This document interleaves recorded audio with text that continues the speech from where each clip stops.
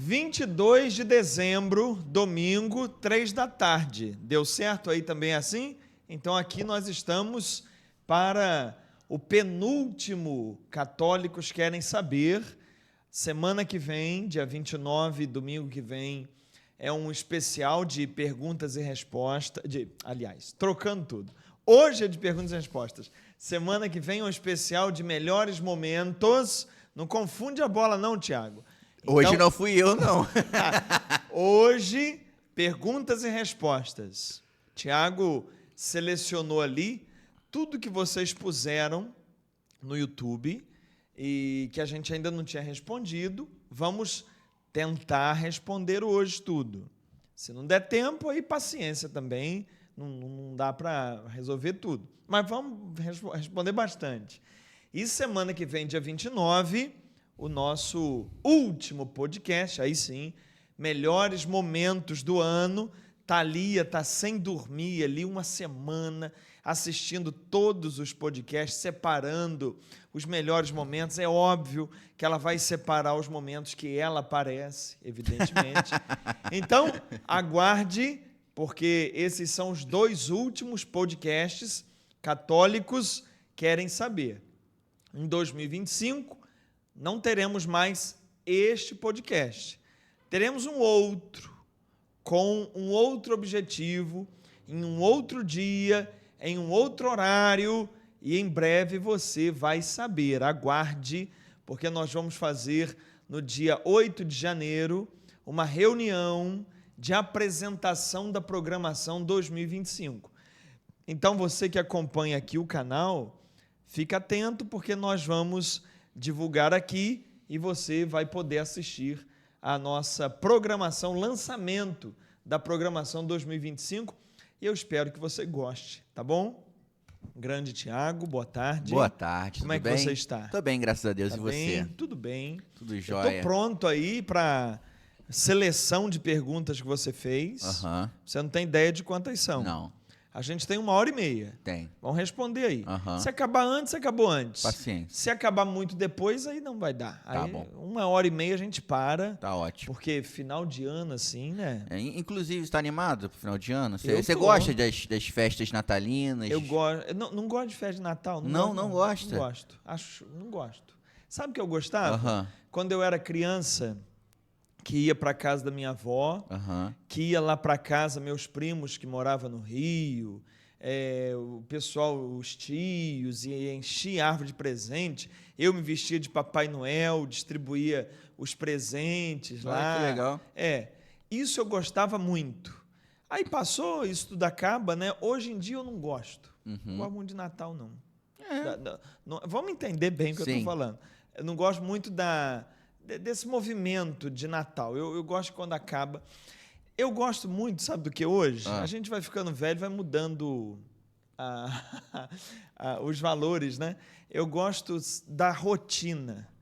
Quando passa isso tudo e volta a rotina normal do trabalho, do que eu tenho que fazer, do dia a dia, eu gosto disso. Eu te Gosto entendo. disso. Sabe como é que é? Agora, essa época, Réveillon, e tem que se vestir de branco. Eu não me visto de branco nada. Eu também não. E vambora. Eu tava falando com Thalia exatamente isso.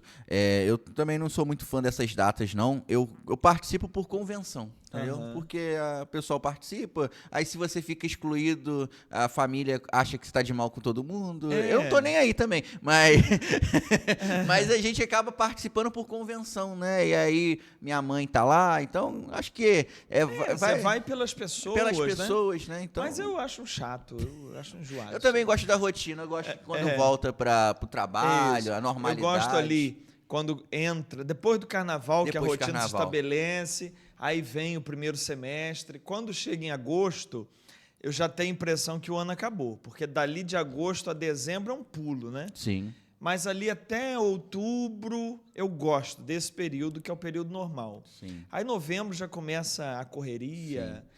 Aí já... Dizem que ano que vem vai ser um ano mais longo, porque não tem eleição, não tem Copa do Mundo, não tem nada. Aí dizem quando tem esses movimentos que tomam uma parte do ano, o ano passa mais rápido. Tipo. Mas você sabe que tem um fundamento nisso? Porque a nossa percepção de tempo depende do movimento das coisas e dos movimentos que você faz. Por exemplo, se você fica fechado num quarto o dia inteiro, a hora não passa. Não passa. Não passa, porque não tem movimento. Mas se você tem muita coisa para fazer, tem muita atividade, a hora... Ih, já está na hora. É tudo muito rápido. Sim. Porque a nossa noção de tempo depende da nossa noção de movimento. Então, realmente, quando o ano tem mais atividades, aí tende a dar a impressão que é mais rápido. Mas é só impressão, Sim. né? Principalmente quando tem Copa do Mundo, né? Que envolve boa parte das pessoas. Outra coisa que eu não vejo. Futebol. Eu não, acho Isso um é muito porre. sem graça, cara. Acho um porre. Vamos Você embora. sabe o que eu gosto de fazer na hora Vamos lá. do jogo da Copa do Mundo? Estudar. Nada, caminhar. Caminhar? Caminhar. Ah, é Eu muito saio, bom. vou caminhando, Isso é só bom. vou ouvindo assim de longe, o pessoal... "Ei!" Eu falo, deve ter sido um gol. Mas é bom. Tudo contrário que eu sou, né? Você corre também ou só caminha? Eu andei correndo um tempo, agora eu tô enjoado de correr, só tô caminhando. É como que é? Ando devagar, porque já tive Já pressa. tive pressa. Mas Vambora. correr é bom. Mas tem que saber correr, né? Pode dar problema no joelho, tem que ter eu não posso sapato correr. adequado. Eu não posso É, correr. é. Eu não posso fazer nada que tenha impacto. Não? Não. Então, eu tô velho. Você já pô. aposentou. Eu já aposentei. Então, vamos lá. Obrigado, tá? Você que está acompanhando a gente durante esses 5 meses de Católicos Querem Saber podcast. Eu ia falar no ar novamente, né? Mas muito obrigado vocês Foram que estão 4, acompanhando. Foram 5. Não. Dezembro é 5. Agosto, setembro, outubro, novembro... dezembro. É verdade. 5 meses. Corta aí. Vai de novo. 5 meses de Católicos Querem Saber podcast. Muito obrigado que você acompanha cada episódio. É uma alegria, sabe? Ver cada comentário, cada pergunta, cada interação, as pessoas elogiando, né? E também colocando as suas críticas, colocando sugestões. É muito legal ter essa interação. Então, muito obrigado a todos vocês que participaram aí durante 5 meses desse podcast, que é um aprendizado tanto para vocês que estão assistindo, quanto para nós que estamos aqui. Eu conversando com o Carlos, está ali na operação. Então, obrigado pelo carinho de cada um de vocês também. Toda vez que a gente aparece, né? Eu estou aqui sempre, mas quando está ali aparece, as pessoas vão lá e elogia, deixa um comentário positivo. Isso deixa a gente feliz como profissional também, né? Esse reconhecimento das pessoas. Então, muito obrigado. Saibam que cada um de vocês tem um espacinho aqui no meu coração também. Muito bem, um cara romântico. Eu vou começar o nosso Ele podcast. é romântico, Thalia? Manda flores, o que ele faz? Dá bombonzinho? Ela não bilhetinho? Flor não gosta. Aqui, Bilhetinho, o que ele faz? Bombom, deixa um bilhetinho, eu te amo, alguma coisa assim? Não, também. Bilhetinho foi raro. foi Então raro. o que ele faz? Só bombom, mais nada? Te dá uns beijos? Beijinho? Tá bom. Bombom. Engraçado, quando a gente estava namorando, eu fiz uma pesquisa de campo, né, para saber se ela gostaria de receber um buquê de flores. Não, eu pesquisei sem você perceber que eu ia te dar um buquê, né? Aí ela falou que não gostava de receber flores porque as flores morrem, então ela prefere ver as flores no jardim que estão vivas. Olha só. Aí eu descobri que ela não gostava. Aí não deu mais flores. Não, aí eu, tipo assim, dá Tá alguma coisa certo. que a pessoa não gosta, né? Vamos começar o nosso podcast, Carlos, com uma pergunta interessante que eu até botei lá quando a pessoa deixou no YouTube. Eu falei assim, olha, no último episódio a gente vai responder. Como que a gente se conheceu? A pergunta foi assim, como que a gente se conheceu? A gente aqui? Nós, como que Eu sei surgiu lá. essa ideia do podcast? Não, como assim, que... Você me mandou uma mensagem, Aham. porque o Thiago tem um podcast, que a gente já falou várias vezes, é um podcast dele, que é o Noar Podcast. Você pode pesquisar aí no YouTube, bota Noar Podcast. Aí você vai ver o trabalho que o Thiago faz, entrevistando pessoas aqui, políticos, líderes, todo tipo de pessoas. Aí ele me mandou no Instagram uma mensagem, não foi isso? Foi. Ou você me marcou em alguma coisa, eu não me lembro. Eu sei que você falou assim, quero entrevistar Carlos Magliano. Uhum. Acho que você não mandou só para mim, você fez uma sacanagem. Você publicou Uma caixinha de perguntas. uma caixa de perguntas e me marcou. Foi. Ou seja, me obrigou a te responder. Exatamente. Porque se você tivesse mandado só no particular para mim, Eu falava, cara chato. Mas como você botou público Foi isso, público. aí você me ferrou. Aí, eu falei, vou ter que responder esse cara. Aí eu respondi. Aí você demorou lá uns 3, 4 dias para ver minha resposta. Ele não é rápido, não. Aí marcou aqui, eu vim no seu podcast e gostei da sua maneira de conduzir. Eu tinha ido a um outro que eu fiquei meio assim, achei, sei lá. Aí eu gostei do seu jeito de conduzir, Thalia também. Aí eu falei, agora a gente vai poder fazer o projeto que eu já tinha mais de ano, que era um podcast. Só que por algumas razões não tinha sido viável. Aí eu sentei com vocês, fiz a proposta da gente fazer o Católicos Querem Saber podcast e começamos em agosto. Exatamente. Estamos aí. Eu conheci o Carlos, ele não me conhecia porque eu era um dos alunos que ele estava lá em Cordeiro, aplicando uma formação para futuros ministros da palavra, extraordinários da palavra. E eu estava lá entre uns dos alunos e o Carlos estava lá falando sobre, se não me engano, sobre catecismo, né? Então, sobre... antes da gente estar aqui, Bem você antes. já tinha estado numa palestra minha. Sim, em Cordeiro. Lá no salão lá da Nossa Senhora da Piedade. Muito bem. Aí fui eu e Zé Carlos na época. O Zé Carlos já falava muito bem de você na época, né? Aham. E aí eu fui lá e participei de alguns encontros que eu precisava para poder concluir a formação para ministro extraordinário da palavra. E aí eu participei lá com você lá do curso. E aí eu conheci quem era você, né? A sua metodologia e tal. E aí depois apareceu para mim um conteúdo seu, do Católicos Querem Saber no Instagram. Só que eu não era seguidor seu. Só que apareceu lá no feed, né? Recomendou, porque eu sou católico. O algoritmo mostra, né? E aí eu comecei a te seguir. E aí é uma tática que a gente utiliza de mencionar a pessoa na caixinha para poder... Para obrigar a pessoa também. a responder, Exatamente. né? Porque tá todo mundo vendo. Você viu? É. Funcionou. Estamos aqui hoje. Mas tá certo. Foi bom. Foi assim. Foi assim. Agora, você, como conheceu Thalia, já contou, né? Já. Que foi num retiro, não é? Retiro de carnaval. Vocês, ao invés de ir para lá rezar... Tá certo. Vai lá, continua, Tiago. A Abdel perguntou o seguinte: quem é a mulher vestida de sol que tem a lua embaixo dos seus pés? E ela está citando Apocalipse 12. Bom, aí você tem que saber uma coisa interessante que a gente vai trabalhar muito no ano que vem no novo podcast. Existem duas leituras da Bíblia. Existe a leitura com o sentido literal e existe a leitura com o sentido espiritual. O novo podcast vai falar disso o tempo todo e a gente vai aprender a fazer uma leitura diferente da Bíblia. Por quê? A gente está muito acostumado, Tiago, a fazer a leitura do sentido espiritual, trazendo o texto para os nossos dias, para a nossa fé, para o nosso modo de espiritualidade. Isso é uma leitura espiritual do texto. Agora, a leitura literal, ela é pouco divulgada.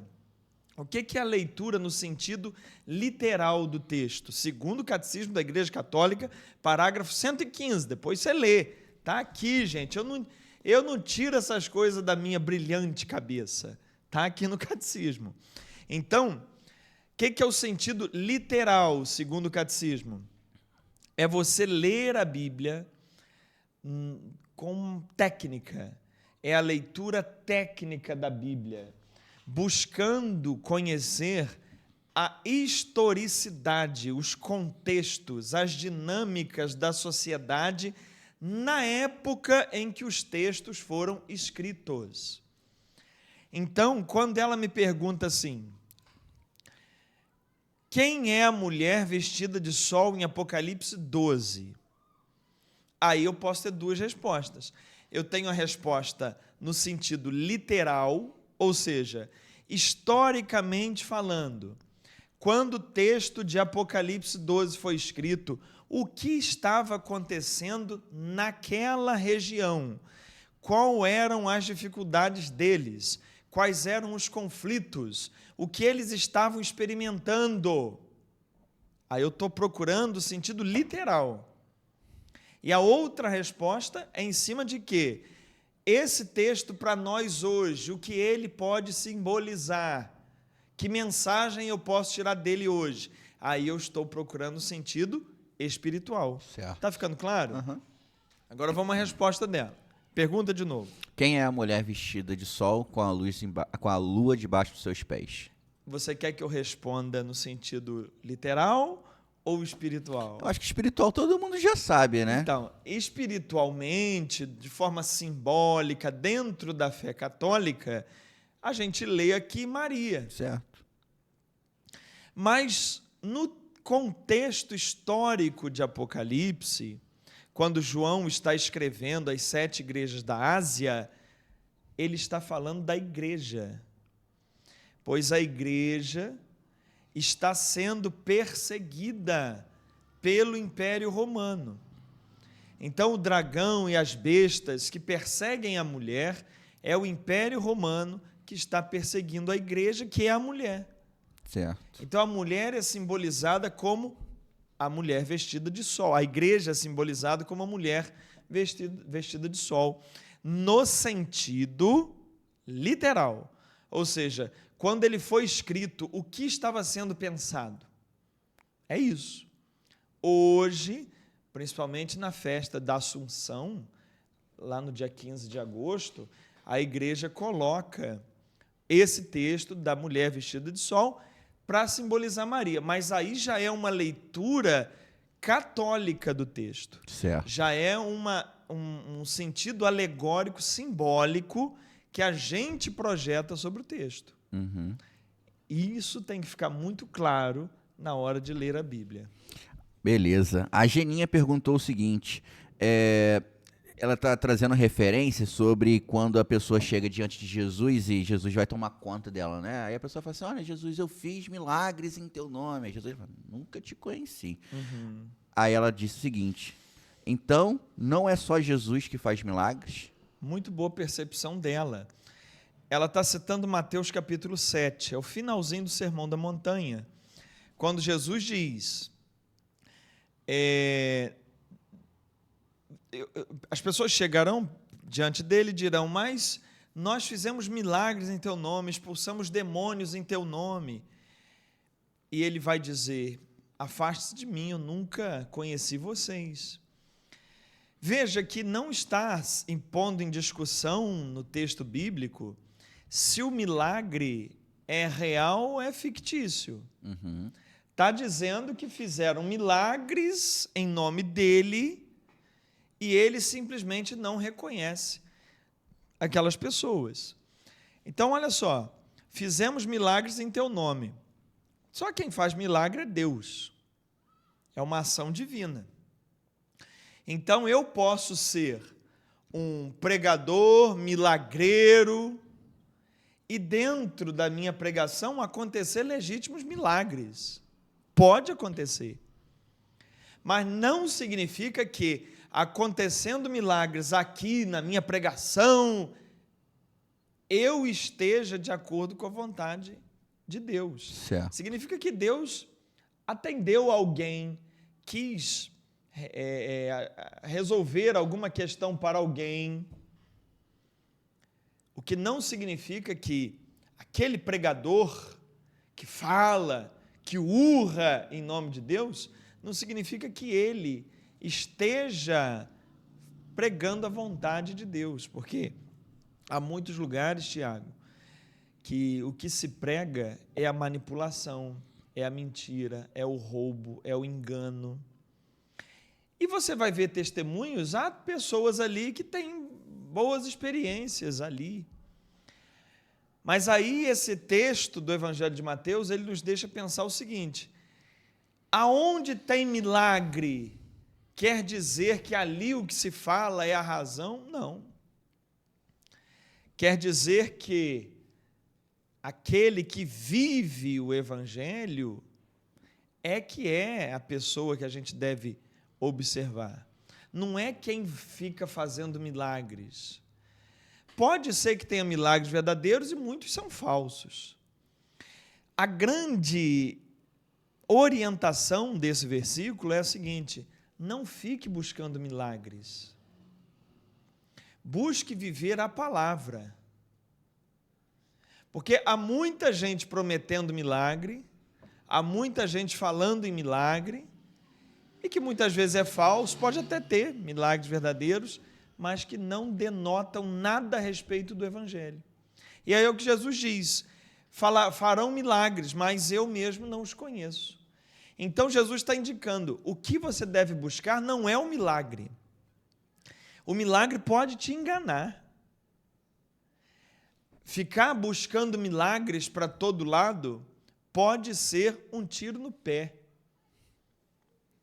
Porque o que você deve buscar é o ensino de Jesus no seu Evangelho, na sua prática de vida. Você sabe que, se você observar o Novo Testamento, no ministério de Jesus tem muitos milagres, muitos. Depois, quando termina o ministério de Jesus, começa a igreja em Atos dos Apóstolos, o número de milagres cai drasticamente. Depois, quando entra as cartas de Paulo, quase nada de milagre é citado. Desabou o número de milagres. Por quê? Porque os milagres na vida de Jesus tinham um sentido de marcá-lo como o Messias que Israel esperava. Depois, quando entra Atos dos Apóstolos e inicia a igreja, agora as pessoas já sabem quem é o Cristo, já sabem quem é o Messias, não tem mais a necessidade de milagres. Agora o milagre é aquela comunidade de fé que se reúne. Agora o milagre é esse. É por isso que nos Atos dos Apóstolos o número de milagres desaba em comparação ao Evangelho. Porque agora, qual é o milagre? O milagre são as pessoas que compreenderam o Evangelho e que agora vivem o bem, vivem o amor, vivem a misericórdia. Esse é o milagre. Então não fique buscando milagres. Isso pode te enganar. Fique buscando, sim, a prática e a vivência do que Jesus ensinou. Maravilhoso. A Cláudia Cardoso escreveu o seguinte. Cláudia? Cláudia Cardoso. Professor, aqui na minha região existem pessoas que dizem que quando estão atrapalhadas em tudo, é trabalho de feitiçaria, que alguém fez por inveja, por maldade. O que o professor diz sobre isso? Eu digo que isso é uma tolice sem tamanho. Isso aqui é muito típico da pessoa que não tem autoconhecimento, ou tem preguiça de se conhecer, ou tem o desejo de se achar sempre certa. Então, o que acontece de certo sou eu que faço. O que tem de errado na minha vida foi trabalho que alguém fez contra mim. Mas, desculpa, você não pode ter mesmo dificuldades de se organizar, você mesmo não pode ter escolhas ruins na sua vida, você não pode ser mau administrador do seu dinheiro. Por que tem que ser alguém que fez um trabalho para você? Você está querendo terceirizar uma responsabilidade que é sua. Se você não sabe lidar com o dinheiro, por exemplo, é desorganizado e gasta dinheiro e quando vê não sabe nem onde botou o dinheiro que gasta e entra em dívida e faz maus negócios e não é bom administrador, aí é macumba. Desculpa, gente, isso é palhaçada, isso é bobeira. Isso é falta de crescimento, de maturidade, isso é falta de autoconhecimento. Então, se você tem dificuldade na sua vida, olha para você, vê se você se preparou, vê se você estuda, vê se você se organiza. Primeiro, cuida de você, cuida do seu intelectual, cuida dos seus comportamentos, cuida das suas decisões. É muito fácil você ser atrapalhado porque não se prepara para a vida. É macumba, é feitiço. Sabe qual é o nome disso? Mitologia.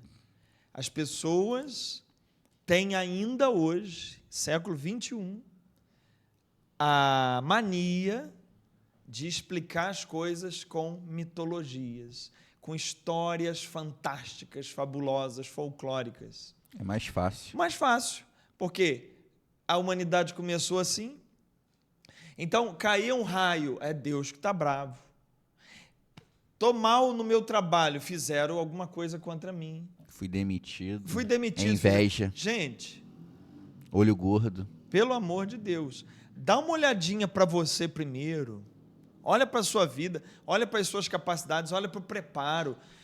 Eu não conheço pessoas que se dedicam a estudar, a trabalhar, a crescer, a se desenvolver. Eu não vejo pessoas com essas ideias de, fizeram um feitiço. Isso é conversa de quem está estagnado na vida, de quem não investe nele mesmo. Sim. Aí ele, para não olhar o fracasso dele, ele projeta a culpa em uma macumba, em um feitiço. Sim.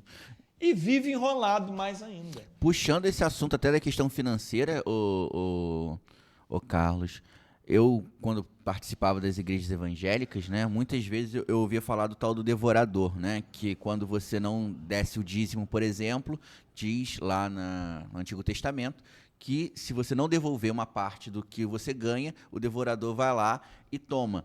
E muitos utilizam esse como argumento das pessoas que são demitidas, a pessoa que ganha o dinheiro e perde tudo, é porque você não está devolvendo para Deus. Então, se você não está sendo justo com Deus por um trabalho que Deus te deu, o devorador vai lá e toma, que você nem vê o dinheiro na tua frente. Então, eu acredito que esse é um argumento também que as pessoas se utilizam, sabendo que o brasileiro não tem muita noção de economia doméstica, de organizar o seu dinheiro. Então é muito fácil, dentro de uma igreja cheia, você falar que as pessoas estão passando por problemas financeiros porque você não está sendo justo com Deus. Claro, porque é mentira isso.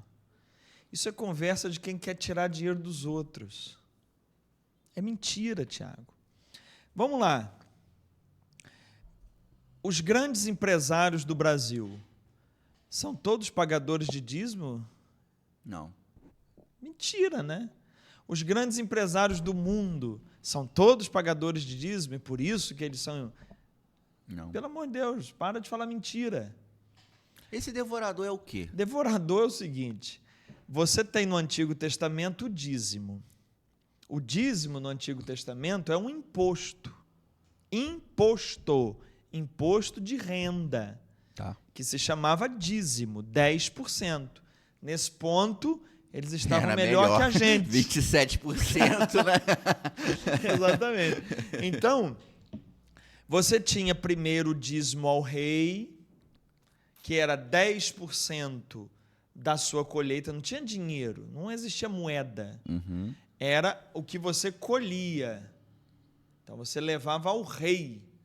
Depois, quando os sacerdotes tomaram a administração de Judá, de Jerusalém, passou a ser o dízimo para os sacerdotes, porque era o governo, os sacerdotes eram o governo. O templo de Jerusalém passou a ser a sede do governo dos sacerdotes. Por isso que você vê em Malaquias 3, trazei à casa do tesouro os dízimos. Veja, não é trazei à igreja, é trazer a casa do tesouro ao banco central. Não tem em Brasília o Tesouro Nacional? Sim. É isso. Por que é em Brasília o Tesouro Nacional? Porque a sede do governo do Brasil é em Brasília. Por que fala em Malaquias 3, trazei os dízimos à casa do tesouro? Porque o Tesouro Nacional ficava dentro do Templo de Jerusalém, porque o governo era sacerdotal, o templo era a sede do governo. Quando chega no Novo Testamento, Jesus não toca em assunto que alguém tenha que pagar dízimo. O que ele fala sobre dízimo é uma crítica aos fariseus que se preocupam em pagar o dízimo, mas não se preocupam em cuidar dos pais idosos. Aí Jesus fala, você tinha que fazer os dois. Mas, quando o Novo Testamento avança e inicia a igreja em Atos dos Apóstolos, não se fala em dízimo. Por que não se fala em dízimo? Porque a igreja não é um governo. O movimento de Jesus não é um governo, então não tem que ter imposto para ele. O que se fala no Novo Testamento é doação. É Paulo dizendo, dê conforme o seu coração. Isso é imposto? Não. Imposto é uma taxa.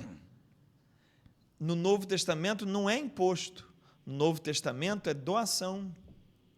Aí você perguntou do gafanhoto, do devorador, é porque quem não paga o imposto, o devorador vai destruir a sua colheita. A praga, né? A praga. Ou seja, botando um medo nas pessoas, eu tenho que pagar o meu imposto, senão... Que era desconhecido também. Hoje, né? tem o mesmo gafanhoto. Se você não pagar o imposto de renda, o gafanhoto Virou do um governo leão. federal, que é o leão, ele vai bloquear suas contas, vai ter multa. É a mesma coisa. Só que ao invés deles dizerem lá atrás, vai ter multa, vai ter cobrança, seu nome vai ficar pendurado, eles falavam em termos folclóricos, em termos mitológicos. O gafanhoto vai destruir sua colheita.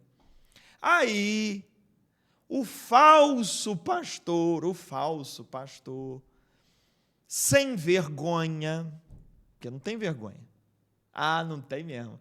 Ele pega esse texto do Antigo Testamento e aplica hoje, supondo que quem não der o dinheiro para ele, Deus vai mandar uma praga. Gente, cara, você tem que ser muito tonto para acreditar nisso. Você tem que ter muito... E tem aos montes muito isso. cocô de mosquito na cabeça. Tem aos montes. Tem aos montes. Então, por favor, para de loucura, entra 2025 com a cabeça mais centrada. Beleza. Muito bom. Você viu um muito outro bom. pastor, eu vi aí nas redes sociais, ele falando que como é que é? Negócio de ajudar pobre, isso é coisa do demônio. Você tem que pegar o seu dinheiro e dar na igreja. Para ele, né? Safado. Espertinho, né? A Maria Dirce perguntou que se caso ela faltar à missa no domingo, se ela pode comungar na próxima missa ou ela tem que se confessar primeiro. Aí depende, né? Da Porque intenção, né? há pessoas que faltaram à missa do domingo por motivo justo. Houve um impedimento, houve um incidente, houve um atraso, houve uma doença, houve uma perda de hora, houve sei lá o quê. Tanta coisa acontece, Tiago. Agora, não, eu faltei à missa porque eu estou com ódio no meu coração, eu não quero ver as pessoas lá, eu estou com raiva de Deus. Estou com raiva do padre. Eu estou com... aí é outra coisa. Aí é outra coisa. A gente tem que aprender, eu acho que falta, Tiago, a gente aprender quem é Deus. Porque a gente, falando esse tipo de coisa, sem perceber, está imaginando um Deus burocrata, carimbador de papel. Você levou o seu papel lá para Deus carimbar, ok. Não levou, você está perdido. Ou seja, é um Deus que não tem nenhuma sensibilidade, é um Deus que não tem nenhum conhecimento sobre a vida humana, é um Deus que não entende quando naquele dia você, por algum motivo, teve um empecilho, é um Deus que não sabe de psicologia humana, é um Deus que não entende nada de nada. É um Deus apenas burocrata. Se você bater o ponto, maravilha. Se não bater o ponto, você está ferrado. Será que Deus é isso aí? Será que Jesus tratou Deus assim? Então, o que eu recomendo vivamente, leia o Evangelho, conheça quem é Deus pelo amor de Deus, porque enquanto você não conhecer a personalidade de Deus, o caráter de Deus, enquanto você não conhecer, você vai ficar nisso. Ai, se eu faltar um dia, como é que eu faço no dia seguinte? E eu tenho que rezar quantas vezes? E eu tenho que dar quantos pulinhos? Eu tenho que acender quantas velas? Enquanto você achar que Deus é um contador, um burocrata, aí você vai ficar assim, nessa neura. Quando você conhecer o Deus que é amor, que é Pai, que compreende você antes que você fale, como diz Jesus em Mateus 6,8, aí a sua relação com Deus muda e a relação com a religião também muda. Vamos ler o Evangelho? Estou te esperando. A Nívia perguntou o seguinte: professor, você poderia explicar por que Pedro negou Jesus, mesmo dizendo que ele o amava? Ué, eu faço isso direto. Você não faz não, meu Tiago? Eu faço também. Então, olha, é muito interessante isso aí. Na última ceia, Pedro fala assim: eu te seguirei para onde quer que fores. Falou para Jesus, na última ceia, poucas horas antes de Jesus ser preso, né? Aí Jesus olhou para a cara de Pedro assim, falou: Pedro, larga de bobeira, Pedro, preste atenção. Antes que o galo cante, tu me negarás. Essa noite ainda, Pedro. Aí, Pedro foi, negou Jesus. 15 dias depois, Jesus ressuscitado, encontra Pedro e fala: Pedro, tu me amas? Amo, Senhor. Pedro, tu me amas? Amo. Pedro, tu me amas? Amo.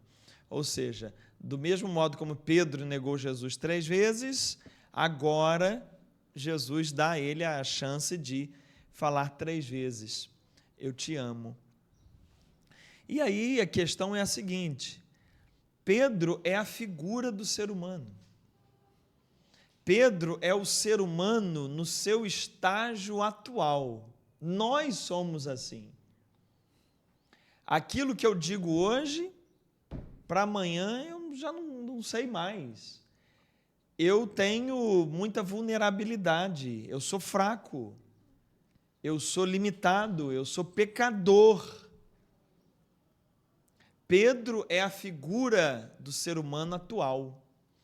Jesus é a figura do ser humano que vai ser. Estamos caminhando para ser como Jesus, mas no momento somos como Pedro, que oscila, que vacila, Tem medo. que tem medo, que fala uma coisa, daqui a pouco já não cumpre. Pedro é assim. É interessante você ver em Mateus 16, Pedro dá uma dentro, né? Tu és o Filho de Deus, o Cristo, o Filho de Deus vivo. Essa é boa. Ai, Jesus, que maravilha. Receba as chaves do reino dos céus. Ai, maravilha. Na cena, no versículo seguinte, Jesus: eu vou ter que ir a Jerusalém, vou ser morto. Pedro: não vai acontecer isso. Deus vai te livrar. Aí Jesus: afasta de mim, Satanás, você é pedra de tropeço. Então você vê que o Pedro, que num versículo dá uma dentro, no versículo seguinte dá uma fora. Pois é. O Pedro que na última ceia: te seguirei na mesma noite. Não conheço esse cara não. É o que nós somos. Agora, o bonito é ver que esse Pedro aí é o primeiro Papa. Significa o quê, Tiago?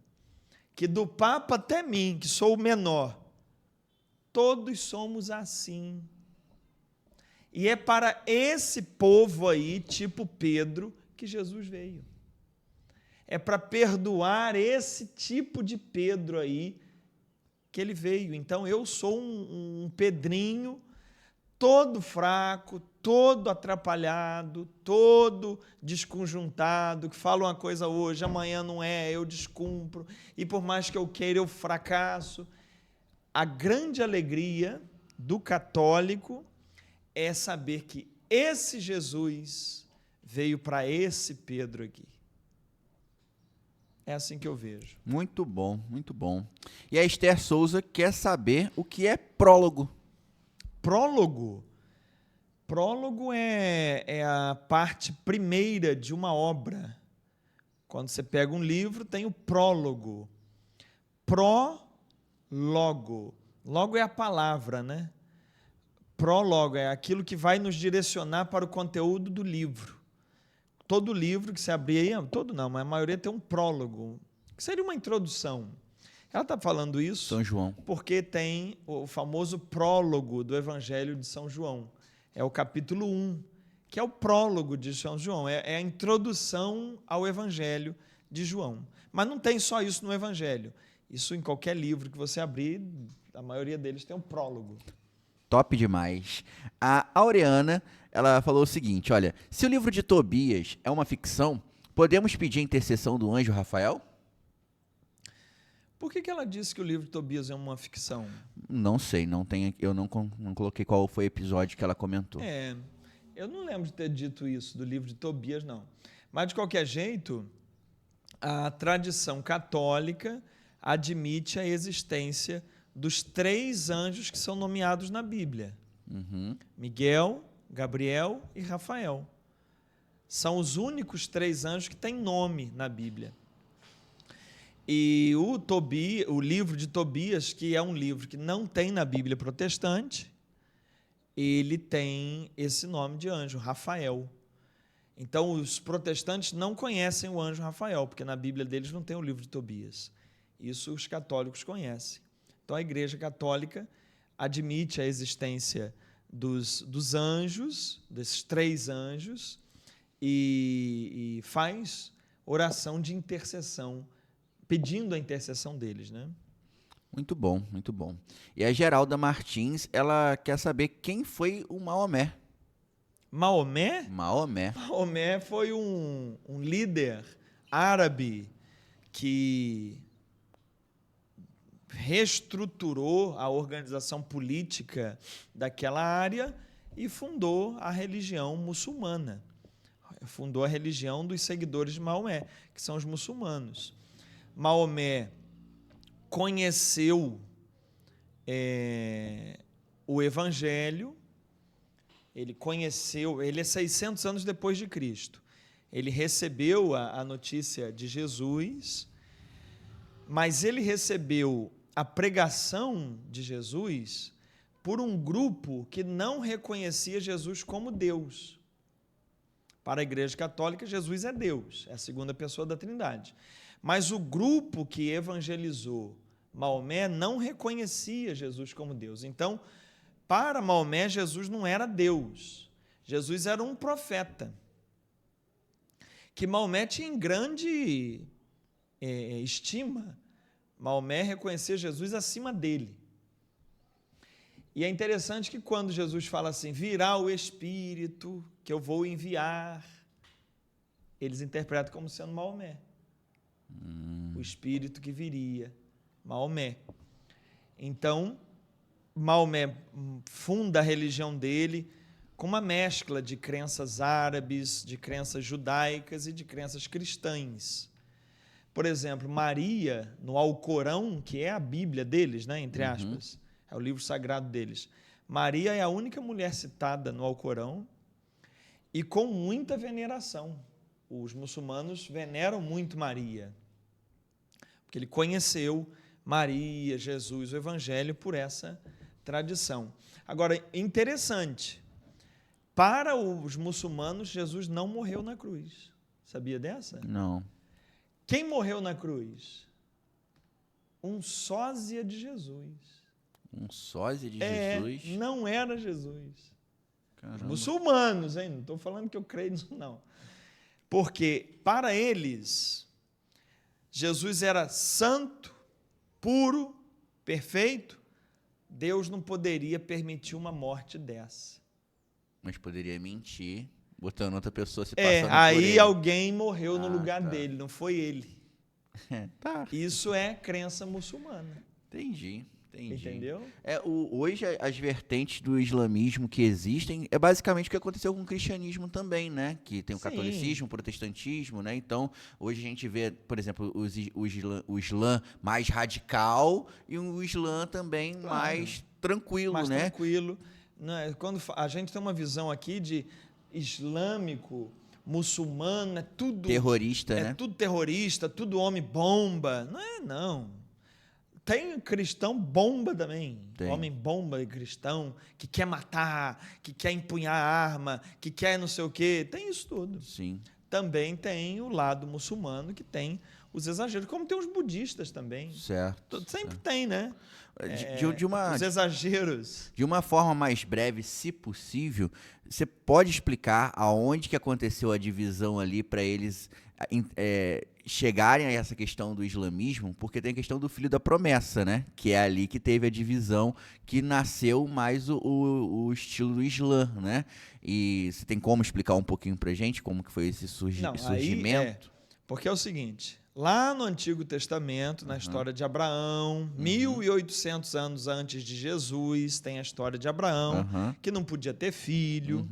E aí a Sara fala assim, ó, Abraão, você já está ficando velho, desse mato aqui não sai cachorro, porque a Sara era estéril, né? Então você está vendo a escravinha aí, ó, novinha. Sara, né? A escrava era Agar. Agar? Sara era a mulher de Abraão. Agar. Dá um pega aí na Agar. Pensou, Thalia faz essa proposta pra você, Tiago? Quero não. Deixa quieto. Aí o Abraão falou, então deixa eu dar uma ajeitada nessa mulher aí. Aí pegou a Agar e teve o Ismael. Mais tarde, a Sara engravida. Só que a Sara agora tem ciúme da Agar. Lógico. Claro. Claro. Aí a Sara fala com Abraão, agora você tem o seu filho Isaac comigo, Sara, sua esposa legítima, você bota essa Agar aí, o Ismael, para correr. E aí Abraão vai e tira a Agar e o Ismael de casa. E aí o que a Bíblia conta é que eles vão morar no deserto. E acabou a história de Agar e Ismael aí, acabou. Aí qual é o desenvolvimento disso? É que Agar e Ismael, que foram para o deserto, Ismael dá origem ao povo árabe, que depois de Cristo, 600 anos depois de Cristo, vão se tornar os muçulmanos.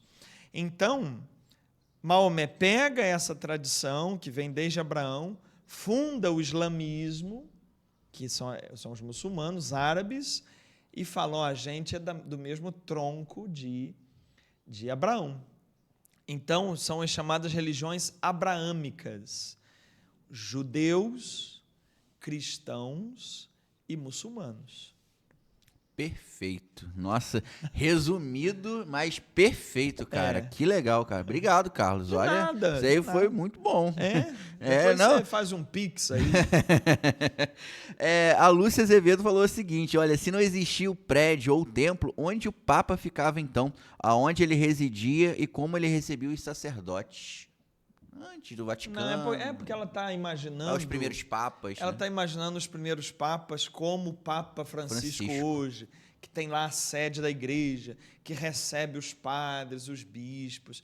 Isso, gente, é uma estrutura que veio após o Império Romano autorizar o culto cristão. Aí a igreja se estruturou assim. Mas, inicialmente, não tem essa estrutura. Inicialmente, você tem lá as lideranças, que a gente chama de papas, nem na época eram chamados de papas, né? Mas você tem Pedro, Lino, Cleto, Clemente e todos os papas na sequência, mas esses papas não tinham esse status de papa que tem hoje.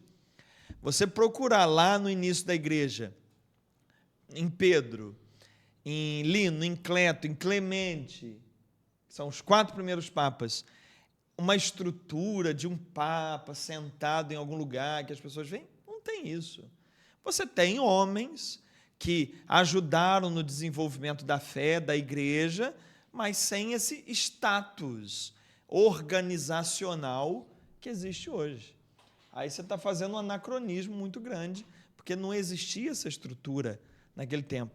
Era uma outra forma de levar. Eram bispos locais que tinham ali a função de orientação, de Clemente, por exemplo, tem cartas dele que orientaram a igreja, tem carta de Clemente aos Coríntios, igual que tem a carta de Paulo aos Coríntios, tem as cartas de Clemente aos Coríntios, sem essa hierarquia organizada que tem hoje. Não se pode pensar assim, não. Muito bom, muito bom. Cláudia Dolabella. Boa tarde, professor. Boa tarde, Sou Cláudia. encantada em conhecer a palavra. E com esses podcasts tem sido enriquecedor a minha casa. Tem sido enriquecedor em minha casa. Sim. Obrigada por sua doação. Me referindo a um questionamento sobre a aparição de Jesus a Paulo, pode não ser verdade, mas somente um testemunho da conversão? Ela é de Belo Horizonte. Como assim, um testemunho da conversão? É porque, Paulo por exemplo, não aconteceu aquele fato dele ver Jesus e só que ele contou isso como uma forma de dizer como que ele se converteu. Bom, eu acredito Aí que ele está seja. mentindo? Eu acho que ela está pegando uma referência como se isso fosse parecido com o que acontecia no Antigo Testamento, que era utilizado metáforas para explicar alguma coisa. Então ela está tentando trazer para o Novo Testamento essas questões que eram explicadas com metáforas no Antigo Testamento. O que aconteceu de fato, a gente não sabe.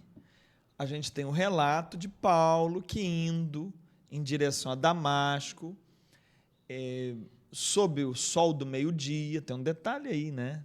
Quente. Sol quente na cabeça. Então ele cai e ouve uma voz. Vê um brilho muito grande, ouve uma voz. Como isso se deu de fato, eu não sei te dizer. Eu só trabalho com o relato que o texto bíblico traz. Agora, você sabe que quando você tem uma experiência e que você vai contar essa experiência, você tem que fazer o trabalho de transformar a experiência em palavras.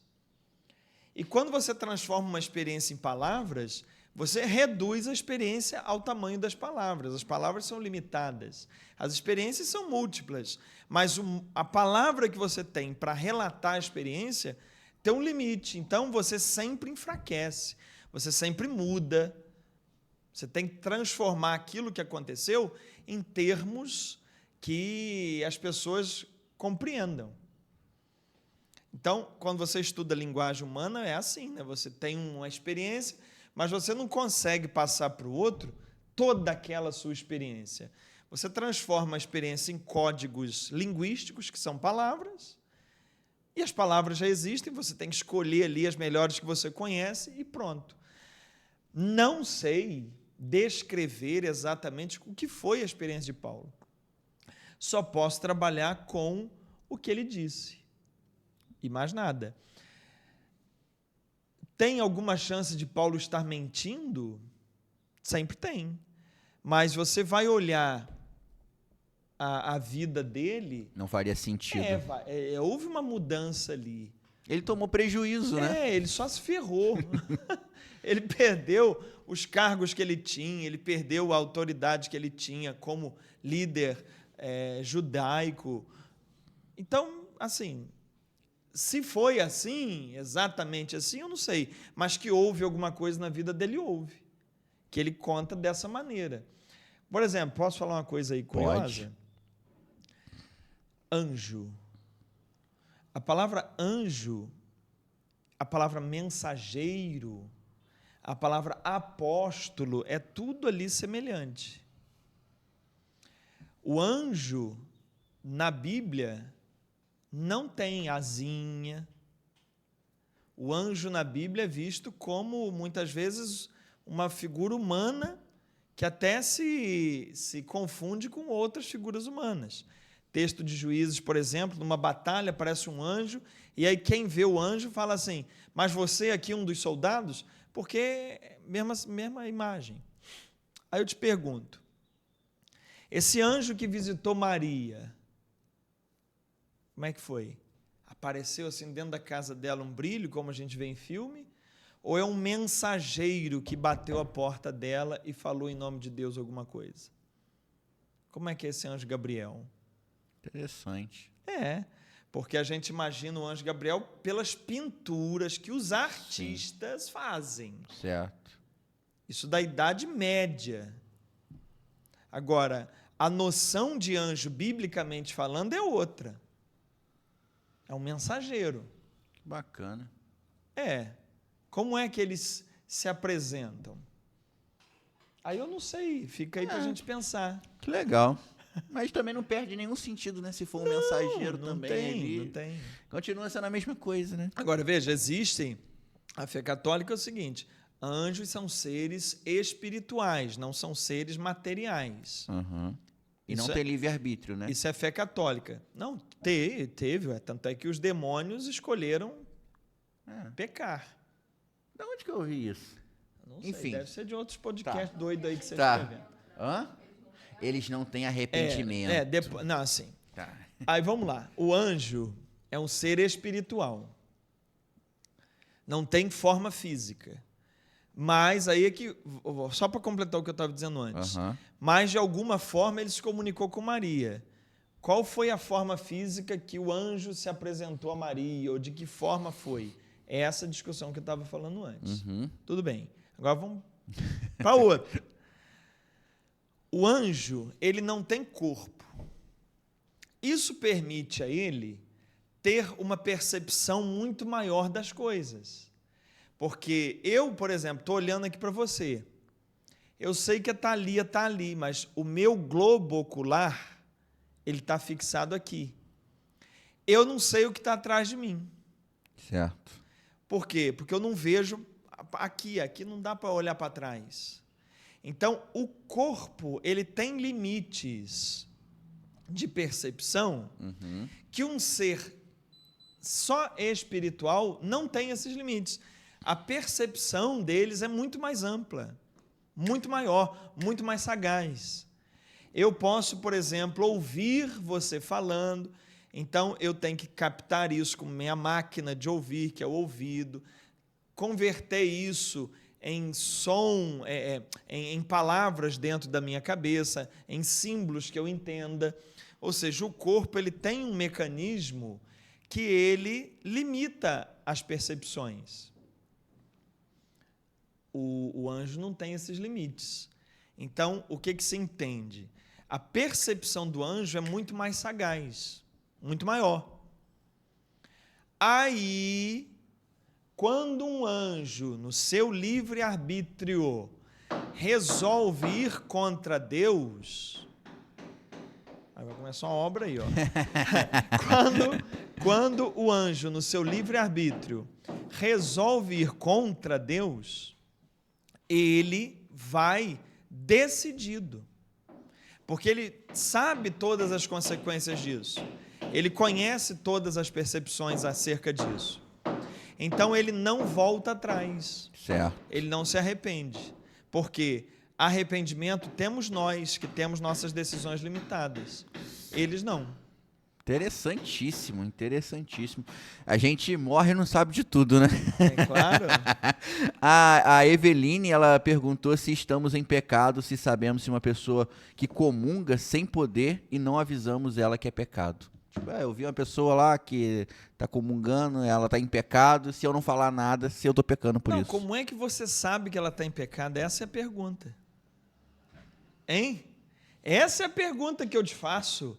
Como é que você sabe que o outro está em pecado? Ah, porque eu vi... Não, você não sabe o coração dela. Pecado é algo invisível aos olhos. Situações que você acha que é pecado, para um, para outro é outra coisa, porque a condição dele, a estrutura dele, o conhecimento dele, a fraqueza dele é outra. Então você nunca pode dizer, eu vi alguém em pecado comungando. Nunca você pode dizer isso. Pecado é algo invisível aos olhos.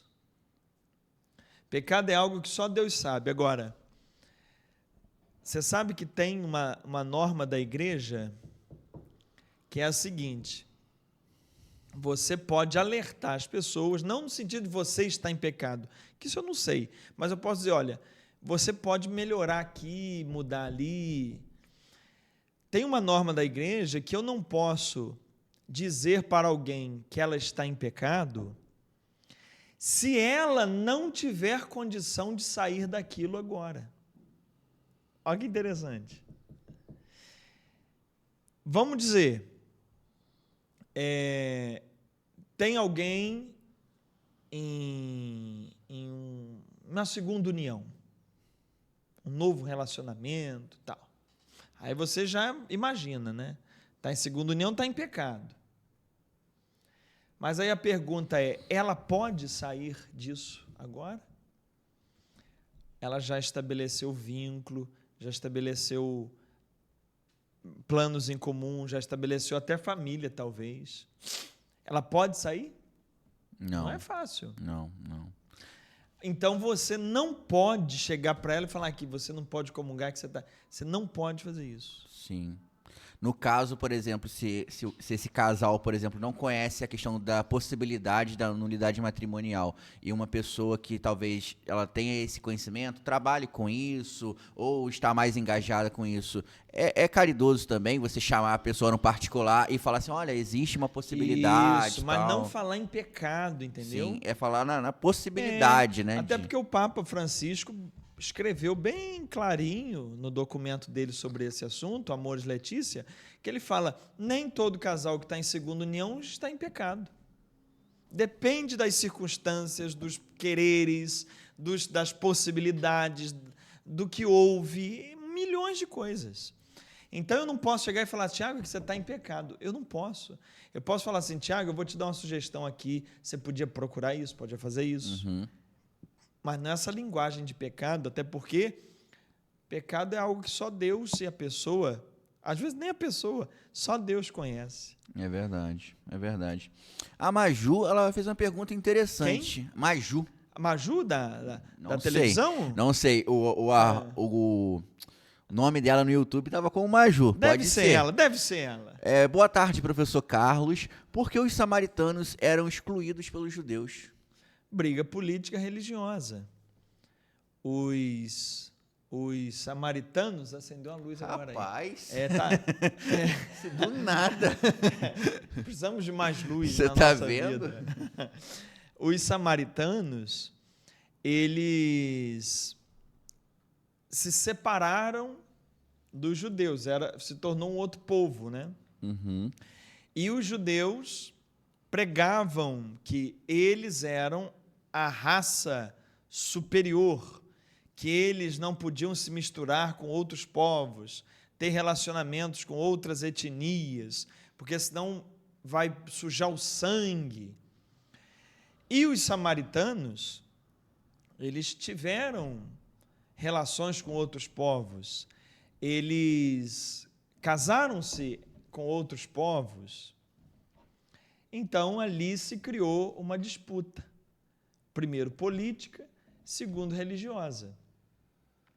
A coisa se agravou quando os samaritanos construíram no Monte Garizim, que era o monte lá da terra deles, um templo. E aí os judeus ficaram incomodados, porque o único templo verdadeiro tem que ser o templo de Jerusalém. Então, é uma disputa política aí. Aí você tem Jesus no meio disso, conversando com a samaritana, e a samaritana dizendo, olha, aonde que eu tenho que adorar a Deus? É no Monte Garizim ou em Jerusalém? Aí Jesus fala, nem lá nem cá. Você adora a Deus em espírito e em verdade. Não é dentro de templo, não é dentro de construção.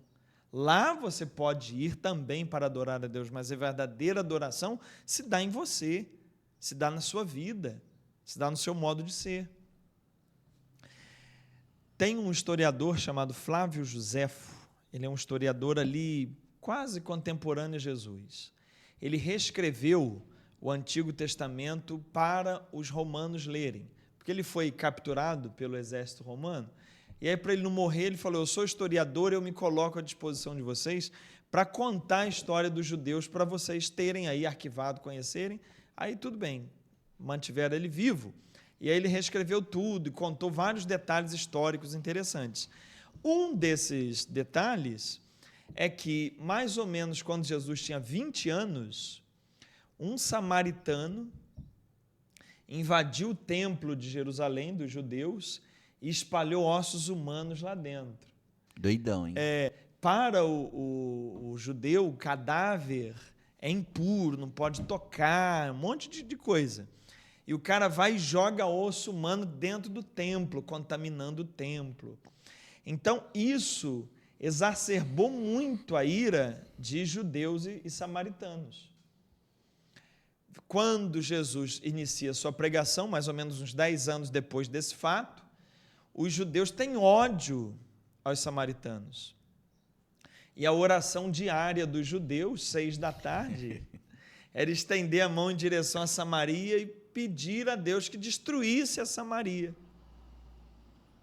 Aí vem Jesus, contando uma história para os judeus, mete um samaritano na história, dizendo que o único que fez o que Deus queria era o samaritano. Era uma confusão danada, por isso que essa gente matou Jesus, né? Maravilhoso. A Maria da Glória, ela gostaria de entender o versículo que Jesus fala, que é mais fácil um camelo passar no fundo da agulha que um rico se salvar. Isso aí dá pano para manga, hein? Dá tema para aulão? Não. Tem isso lá dentro da Bíblia Mais, que a gente estuda Mateus versículo por versículo. A gente tem esse estudo lá. Verdade. Mas, em poucas palavras, qual é o contexto? O que está acontecendo? Se você só ficar em versículo, você não entende. Você tem que entender a cena inteira. Qual é a cena? A cena é um jovem rico, religioso, esse é o detalhezinho, muito religioso, muito cumpridor de normas, de preceitos da religião judaica. Ele chega para Jesus com a seguinte proposta: o que eu tenho que fazer para herdar o reino dos céus? Se você vai herdar, Tiago, você não precisa fazer nada, né? Só você ser filho. O herdeiro é só ser filho. Não é? Uhum. Mas ele não tem essa ideia. A ideia dele é o que eu tenho que fazer para herdar o reino dos céus. Na verdade, a vida eterna para ele não era bem uma herança de um pai bondoso. Na verdade, era algo que ele conquistava. Era algo que ele ia fazer esforço para agarrar. Ele estava pensando que o reino dos céus, o céu, era algo que ele tinha que alcançar com os méritos dele, com os perfeccionismos dele. Aí ele pergunta para Jesus: o que eu tenho que fazer? Primeiro que ele chama Jesus de bom mestre, o que eu devo fazer? Aí Jesus: por que você me chama de bom? Só Deus é bom. Jesus dá um corte nele ali, ó. Tudo que você acha que você faz de bom, é Deus que te permite fazer, porque só Deus é bom. Então não use sua bondade para querer negociar alguma coisa com Deus. Ah, Senhor, eu fui à missa todo domingo, ó, paguei o dízimo certinho, agora o Senhor me dá tal coisa. Isso é besteira, porque se você fez alguma coisa boa, foi Deus que permitiu você fazer. Como é que você vai pegar algo que Deus permitiu fazer para trocar com Deus algo que já era dele? Então Jesus já dá um corte nele ali. Depois, Jesus fala: bom, você conhece os mandamentos, cumpre os mandamentos. Aí o jovem: eu cumpro todos, desde a minha infância. Então, olha, o cara já chegou querendo comprar o céu. O que eu tenho que fazer? O cara já se acha bom e com propósito de trocar coisas com Deus. O cara já é cumpridor de todos os mandamentos, cumpre tudo. Aí Jesus olha bem para a cara dele e fala assim: bom, Você quer ser perfeito? Então vai, vende tudo que tem e dá aos pobres. Jesus propõe a ele algo que é impossível fazer, Tiago.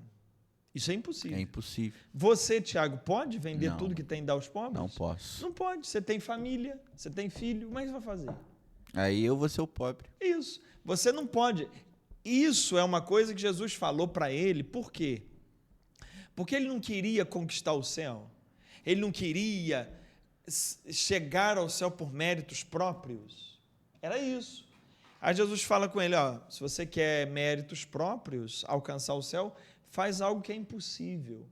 Porque isso que você quer fazer, conquistar o céu por méritos próprios, é impossível. Então eu vou te dar uma tarefa impossível para você ver que o céu não se conquista, o céu se ganha. O céu você não alcança por méritos próprios, o céu é presente de Deus para você, a salvação é dom de Deus. E aí o jovem sai triste, vai embora, porque ele não tem o objetivo dele, de querer mostrar a Deus o quanto ele merece, o quanto ele pode, o quanto ele conquista, o quanto ele é herói. Aí Jesus vira para os apóstolos e fala aí, ó, como é difícil para um rico entrar no reino de Deus. É mais fácil um camelo passar pelo buraco de uma agulha do que um rico entrar no reino de Deus. E aí tem mais um detalhe. Eu sempre imaginei o bicho, camelo e uma agulha, tá? Eu sempre Você imaginei. pode imaginar isso, o que Jesus está fazendo é uma cena impossível mesmo. Tá. Tem até a ideia de que havia uma corda grossa chamada camelo, que passava, também é impossível passar no buraco da agulha. A ideia ali é algo que é impossível. Mas aí tem mais um parêntese. Esse curso completo está lá na Bíblia Mais, Evangelho de Mateus, capítulo 19. Você estuda lá. Tem mais um detalhe. Jesus fala assim, como é difícil para um rico entrar no reino dos céus. De qual rico ele está falando? Porque o jovem, por acaso, era rico mesmo. Mas ele tinha uma outra riqueza, a soberba. Soberba. Ele era rico em soberba. E aí, se a gente perguntar assim, bom, se é difícil para o rico entrar no reino dos céus, então é fácil para o pobre. Mas de qual pobre é fácil entrar no reino dos céus? Aí você vai ver no início do Evangelho de Mateus, lá no capítulo 5, Jesus começa as bem-aventuranças assim, felizes os pobres de espírito. Perfeito. Em Mateus 5, se fala dos pobres em espírito que alcançam o reino. E em Mateus 19, fala dos ricos em espírito, que são os soberbos em espírito, que não alcançam o reino. Então, aquele rapaz, se ele fosse rico de dinheiro, mas fosse pobre de espírito, com certeza teria tido uma resposta muito mais exatamente. agradável para ele. Não é o rico de financeiro. Até porque você, por exemplo, vê Jesus chegando na casa de Zaqueu, que era um homem rico, e Jesus não faz essa proposta para ele. Não. E Zaqueu é que falou, ó, eu vou devolver o que eu peguei, se eu peguei de alguém, eu vou devolver, vou dividir metade, mas ele não fica sem nada. Esse jovem é o único caso que Jesus propõe ele ficar sem nada, mas é um outro sentido. É o sentido dele perceber que ele não consegue comprar o reino dos céus como ele imaginava. Ele é rico de soberba. Muito bom. Olha, se essa explicação resumida foi dessa forma, eu convido você aí a também ver lá na Bíblia Mais essa aula completa. Eu fiquei até curioso, né? Eu vou entrar na Bíblia Mais lá e vou fazer essa aula completa lá, porque pra gente que está de frente de questões da igreja, é interessante a gente saber esses detalhes, porque a gente acaba falando muitas vezes de formas... esqueci o nome da palavra. Superficial. Essa palavra fugiu. Superficial sobre esse caso, né? Então, ele só era egoísta, ele não estava querendo seguir Jesus, ele poderia ser um 13º discípulo. Tem pessoas que falam que ele poderia ser mais um discípulo, mas ele não quis ser seguidor de Jesus porque ele preferiu o dinheiro do que preferia estar com Jesus. Ele não quis abrir mão, não quis despojar. A questão ali é mais profunda, é uma soberba espiritual. Muito de bom. Querer alcançar o céu por méritos próprios. Tem muita Muito gente bom. assim. Muito bom. Acha que é o perfeccionismo dela, a neurose dela, a loucura dela que vai dar a ela o céu. O céu é a salvação de Deus, dom gratuito. Quer ver uma legal?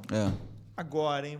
Pergunta ao Tiago. Pergunta ao Tiago. Tá. Você foi ministro ou é ministro da Comunhão Eucarística? Ministro ordinário? Da palavra. Da palavra. Mas nunca foi da comunhão? Não, Messi não. Tudo bem. Então, pergunta. Atenção, catequista Thalia. Dá uma boa tarde aí pro pessoal.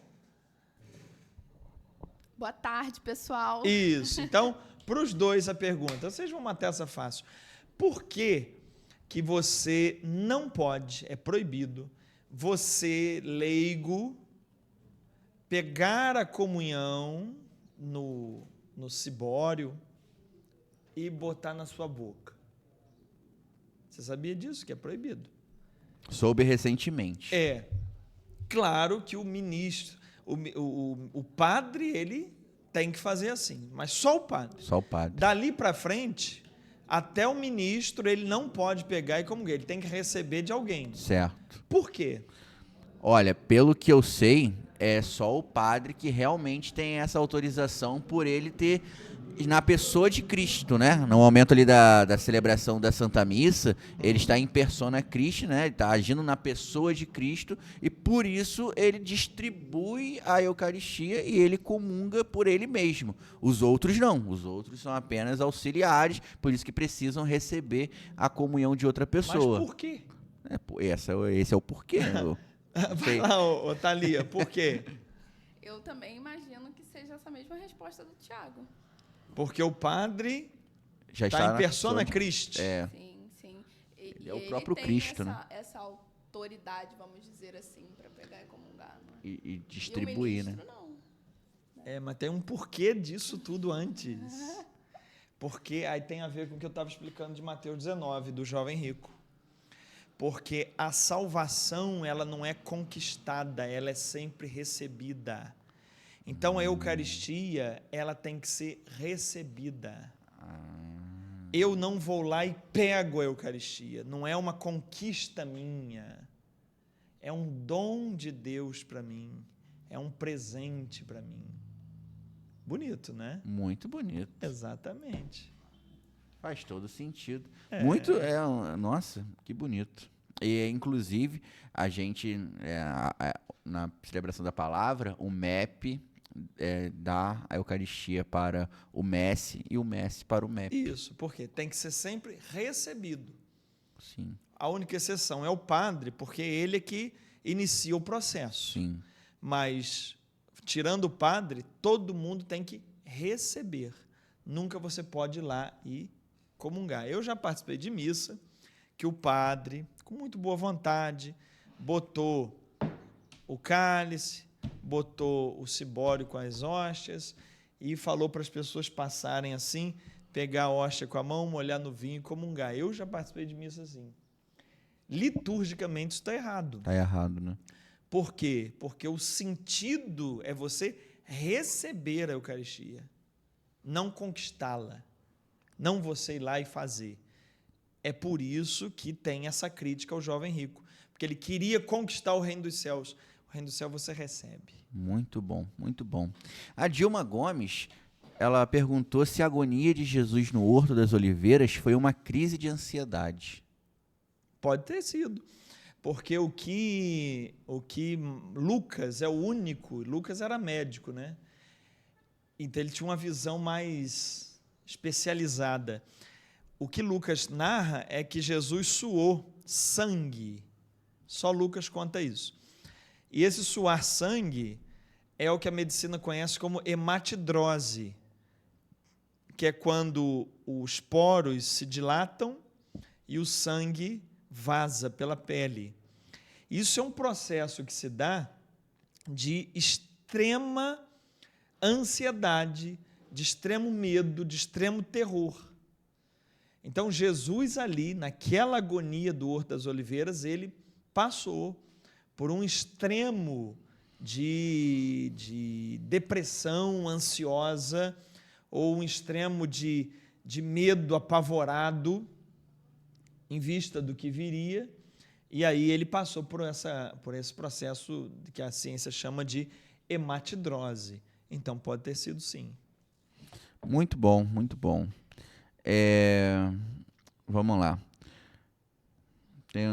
Eu estou vendo aqui, porque a gente está chegando no final do nosso podcast, aí eu estou dando uma selecionada aqui nas perguntas que não vai dar todo para mundo. responder todo mundo. Não vai dar. Então, nós fizemos uma propaganda enganosa, porque nós dissemos que ia responder todo mundo. Agora, se prepare para o processo. Ainda bem que quem fez a propaganda enganosa foi o Tiago. A Santana Fernandes que está aqui, né? Professor Carlos, me explique, por favor, o comportamento dos fiéis durante a missa. Pode bater palma, dançar? O que é permitido na Santa Missa? Por favor. Aí você tem que ver na sua diocese com a orientação do seu bispo. Porque naquilo em que a norma geral da igreja não legisla, fica a critério do bispo local. Então, não há uma norma geral da igreja que proíba bater palma ou que mande bater palma. Não tem. Não tem essa norma do Vaticano que tem que ser aplicada no mundo inteiro. Não tem. Então, isso fica a critério local, do bispo local. Porque aí vai depender dos costumes, da cultura, do que se representa naquela cultura bater palma. Então, isso é definido localmente. Não há uma norma universal para todo mundo. Não há. Quem diz que não pode bater palma porque a missa é o Calvário, tem parte de razão. Porque a missa é o Calvário, mas a missa não é só o Calvário. São partes. A missa também é a ressurreição. A missa também é festa, a missa também é alegria. É louvor também. Exatamente. Então a missa tem tudo. Claro que você não vai bater palma na hora da consagração. Não.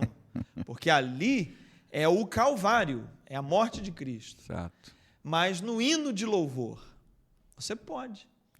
Procissão de entrada também. Exatamente. Mas aí depende dos costumes locais. Se você for à missa na África, o ofertório deles lá é um saco de farinha. Eu vi a aula. Você viu, né? Está lá no aulão número 1. Uhum. É um saco de farinha. Animal. Bode, né? Bode. Eles entram com isso Coitado do bode. Vivo. Vivo. Eles entram com isso na procissão de ofertório. Por quê? Porque é a tradição deles, é a cultura deles, é o local deles. Entende?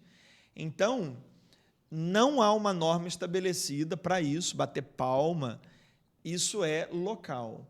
Se você quer saber na sua diocese o que pode e o que não pode, o que você tem que fazer? Vai na missa do bispo. Você está ligadão, hein, Tiago? Vai lá na catedral. A missa do bispo, isso aqui que eu estou dizendo é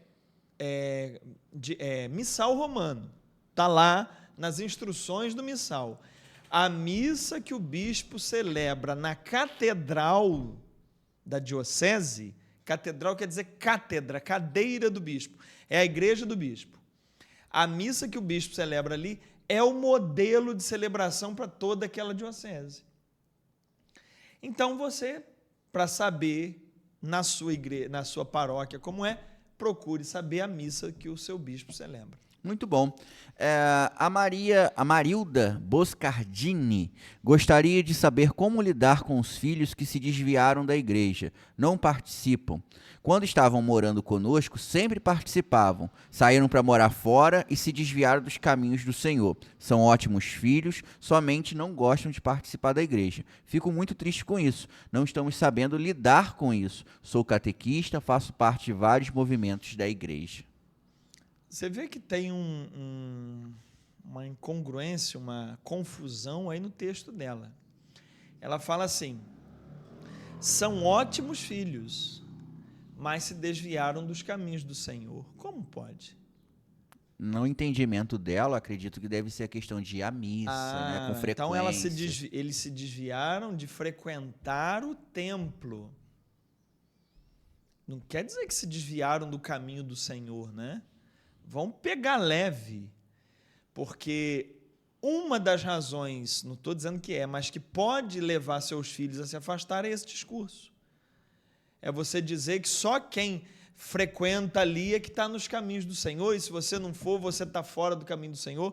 Aí você vai olhar a vida do cara, ele é honesto, ele é competente profissional, ele cuida da família, ele é amoroso, ele é gentil, ele contribui com causas sociais, ele é uma pessoa que pode contar com ele. Nada disso vale. Porque o que vale é se ele está indo lá na frequência, é isso? Se ele não for lá, aí ele desviou do caminho do Senhor. O mesmo acontece assim, o contrário. Se o cara vai todo domingo à missa, não falta uma, mas passa a perna dos outros, não paga os funcionários direito, tem sempre um jeitinho de prejudicar alguém, de levar uma vantagem, aí ele está nos caminhos do Senhor? Porque ele está indo na missa todo domingo? É um discurso que não combina. Você disse que você é catequista, então você tem que entender isso aí e refazer a sua frase, que não está boa. Porque você tem que olhar, em primeiro lugar, o caráter deles. O caráter deles é um caráter de pessoas do Senhor. Você disse que eles são bons filhos. Então, cuidado para não cair nesses exageros, até porque existem fases da vida também.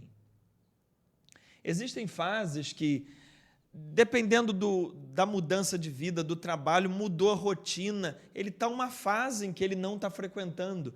Depois essa fase muda de novo, ele volta a frequentar. Você tem que olhar a vida da pessoa no seu total, não é naquele momento só.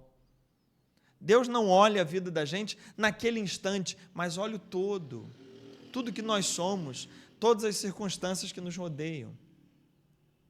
Então, pega um pouquinho mais leve no palavreado, no modo como você está conversando com seus filhos. Compreenda o momento deles e sempre deixa o convite.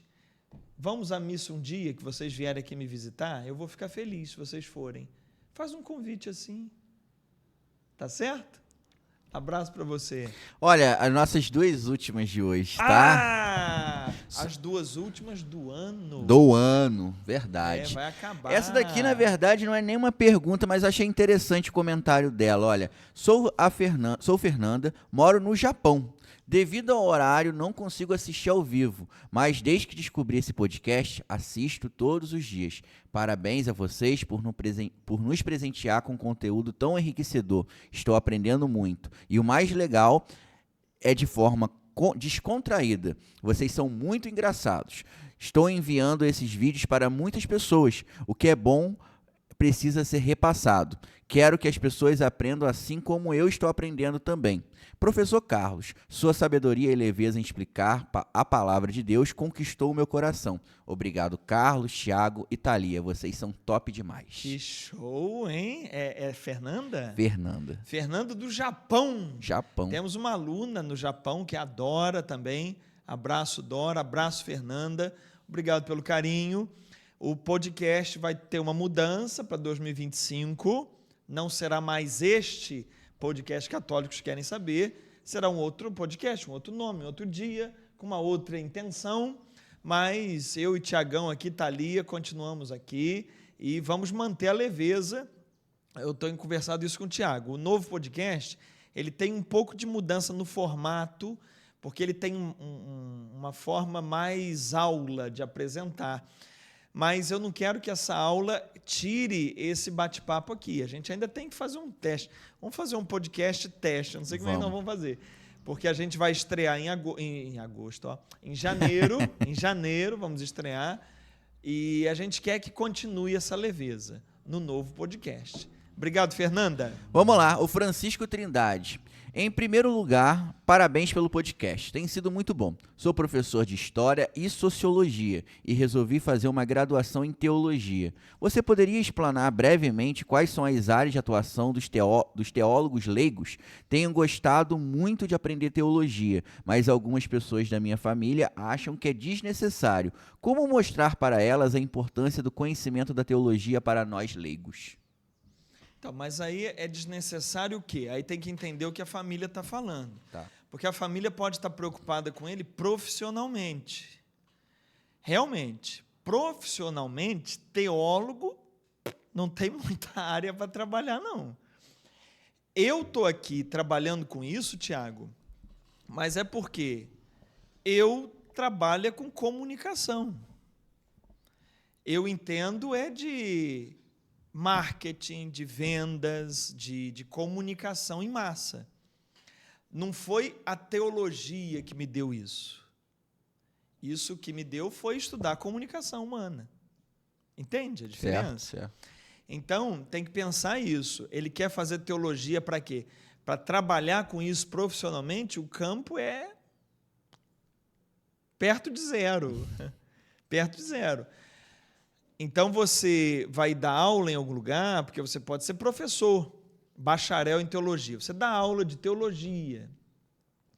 Mas, aonde? Num colégio, eu já dei aula em ensino médio, mas é aquilo ali, é uma matériazinha por semana, numa turma, uma aulinha por semana em cada turma, e é aquela aula que ninguém leva a sério, não é?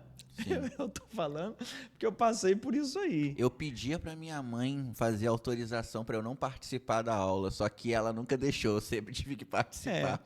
Agora, ele diz também que é historiador e sociólogo. Sociólogo. Ótimo. Aí, ele quer fazer uma complementação em teologia para dar mais recursos ao trabalho que ele já faz como historiador e sociólogo. Maravilha. Então, eu não sei o que a família dele está dizendo, ele só botou que eles são contra, mas aí tem que ver o porquê que é contra e se é questão profissional, realmente não dá nada mesmo, não. Agora, não, eu quero fazer teologia para eu desenvolver meu entendimento, minha capacidade, minha fé, minha espiritualidade. Ok, para você fazer para você é maravilhoso. A gente tem um curso de teologia. A gente vai abrir, inclusive, inscrições em janeiro para a próxima turma de teologia. E esse curso, além de te dar um respaldo diante de tudo que eu apresento aqui para vocês, ele também é uma extensão universitária. Então, quem faz o curso, completa lá as matérias obrigatórias, no final recebe um certificado de extensão universitária, reconhecido pelo MEC. Não é graduação nem pós-graduação, é uma extensão universitária. O que é isso? Você pode botar no seu currículo, você pode apresentar como um complemento de um outro curso, você pode apresentar o certificado de teologia como uma fundamentação que você foi atrás com base. É isso, basicamente, o que eu posso dizer. Perfeito. Encerramos as perguntas, mas queria deixar registrado aqui 2 perguntas que choveram aqui, que é fácil mais de responder. A primeira, como faço para ter essa caneca? Ah, não sei, você que fez a caneca, você fala aí. Gostei muito da caneca, como que eu faço para ter uma caneca dessa? Choveu muito, o Tiago e a Thalia vão abrir uma lojinha online aí, de venda de caneca, aí vocês compram com eles. Aí tem que passar o royalty para o católico querem saber, né? Não, a marca é minha, vocês me pagam um dízimo. 10% das vendas você me paga. E a outra pergunta que também choveu muito, de muita gente perguntando, é por que os protestantes tanto odeiam Nossa Senhora? Aí é uma história longa que eu sugiro você. No YouTube eu acho que não tem esse conteúdo. A gente já falou dele aqui no podcast? A gente então falou... vou ter que falar. Não, vou ter que falar para você pode fazer um convite, ué. Não, ele quer que eu venda curso. Entra na Bíblia Mais e lá tem. Mas eu vou falar agora. Tá. É o seguinte. Quando começou... Eu acho que falamos isso no podcast, Thiago. A gente falou, Thalia. Então vamos lá. Vou falar, então, tá, achando que falei. Quando começou o movimento protestante...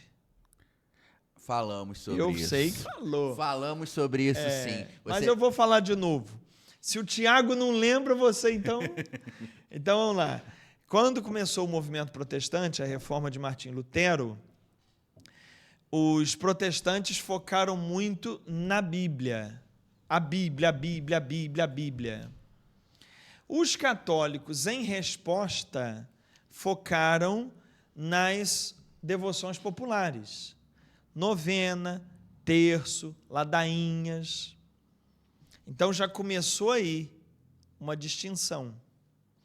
E os protestantes começaram a falar muito de Jesus, Jesus, Jesus. Aí os católicos começaram a falar de Maria, Maria, Maria. Então, nas objeções protestantes, nas questões que eles levantavam, os católicos respondiam com Maria, a clássica. Por que padres não casam? Aí os católicos. Porque Maria era virgem. Tem nada a ver uma coisa com a outra.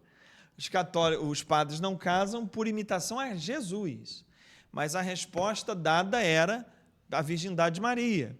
Aí os protestantes, mas peraí, Maria é virgem? Onde está escrito isso? Aí foi desenvolvendo isso. O interessante é notar que os primeiros protestantes mesmo, os protestantes raiz, Lutero, Calvino, Zwingli, eles não deixaram a devoção mariana. Todos eram devotos marianos. Inclusive, Lutero, já na igreja luterana, ensinava os fiéis dele a rezarem o Magnífica, o Cântico de Maria, diariamente. Mas tem aqui nos programas anteriores nossos aí. Pesquisa aí. Tem. É isso. Acabou? Muito bom, muito bom, muito bom. Olha Foi aqui. quanto tempo? 1h30? Mas Jesus amado. Passa rápido, não Vocês passa? aguentam isso? Eu acho muito bom. É, né? Eu Então tá acho. bom. Eu vou até ver aqui, enquanto você vai despedindo aqui, qual foi o podcast que a gente falou sobre isso. Ih, ele vai achar, hein? Eu vou. Bom, eu quero agradecer a você. Como eu disse no início, hoje é 22 de dezembro, nosso último programa de conteúdo inédito. Semana que vem, dia 29 de dezembro, a gente vai colocar no ar, domingo, 3 da tarde, um programa de melhores momentos. Assista, porque é o que eu digo sempre, a repetição é a mãe do aprendizado. Então, assista de novo e pegue aí os melhores momentos que a Thalia está selecionando. Você já selecionou ou vai selecionar ainda? Já está prontinho? E o programa está pronto. Então, dia 29, próximo domingo, o programa de melhores momentos. E aí o podcast Católicos Querem Saber vai dar uma paradinha e em janeiro a gente retorna com um outro podcast. Uma novidade. Eu espero que você goste, tá bom? Achou aí, Tiago? Se eu não me engano, está no podcast Abuso Espiritual. Existe na Igreja Católica, saiba como identificar, porque aí a gente abordou sobre esse tema e aí a gente entrou sobre como que surgiu essa diferença da Igreja Protestante e da Igreja Católica. Qual é o número desse podcast? É o 18. 18? Então procure 18. aí 18.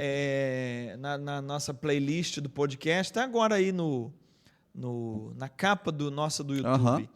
Procura lá, podcast 18, Abuso Espiritual, que, aliás, foi um tema sério pra caramba, que vale a pena você ver. É verdade. Carlos, muito obrigado, tá? Pela confiança de sempre. Já falamos sobre isso no outro podcast que a gente fez ao vivo, mas quero agradecer de novo pela confiança aqui no nosso trabalho. Foi um ano, assim, segundo semestre maravilhoso, de muito aprendizado, muita troca.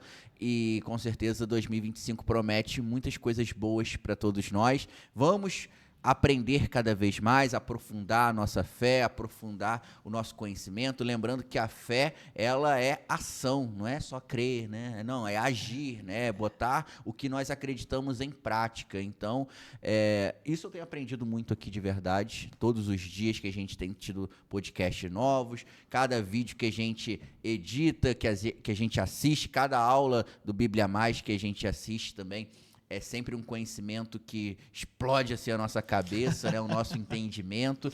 E é muito bom, muito obrigado por tudo. E um Feliz Natal para você, para toda a sua família, um próspero 2025 também, com muita saúde e muita paz. Amém. Tiagão e Thalia, obrigado por tudo e nos vemos no próximo podcast. Não é ao vivo, é o melhor, são os melhores momentos. É creme de la creme. Ih, que é isso? Sei lá. Grande abraço. Assiste de novo, porque a repetição é a mãe da aprendizagem. Tchau, pessoal. Tchau, tchau.